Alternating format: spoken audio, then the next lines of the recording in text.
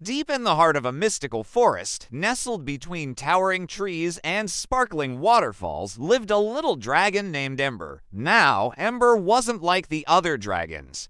Oh no, you see, all the other dragons in his family could breathe fire. They'd puff out their chests and blow flames as bright as the midday sun.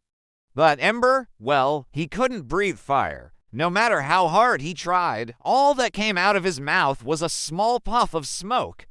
Now, this made Ember feel pretty bad about himself.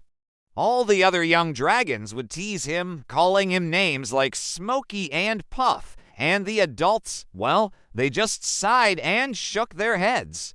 Oh, Ember, they'd say, you'll never be a true dragon if you can't breathe fire. Ember tried his best to ignore them, but their words stung like a bee sting. He wanted to breathe fire. He wanted to soar through the skies and feel the wind beneath his wings. He wanted to be just like the other dragons. One day, Ember decided he'd had enough of being the little dragon who couldn't breathe fire. He was going to prove to everyone that he was a true dragon, even if he couldn't breathe fire. So he puffed out his chest and let out a mighty roar. "I may not be able to breathe fire," he shouted, "but I can do something much better." And with that, Ember took off into the sky. The other dragons watched in amazement as Ember flew higher and higher. He flew above the tall trees, above the sparkling waterfalls, and above the clouds. And then he did something that no one expected.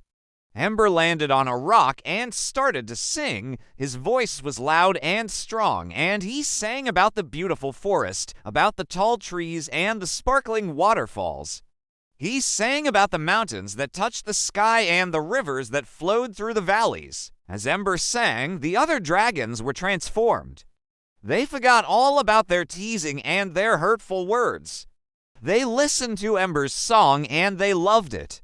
When Ember finished his song, the other dragons were silent for a moment. They couldn't believe that such a small dragon could have such a big voice.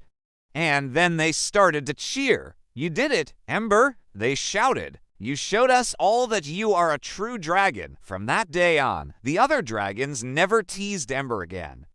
They learned that even though Ember couldn't breathe fire, he was still a true dragon.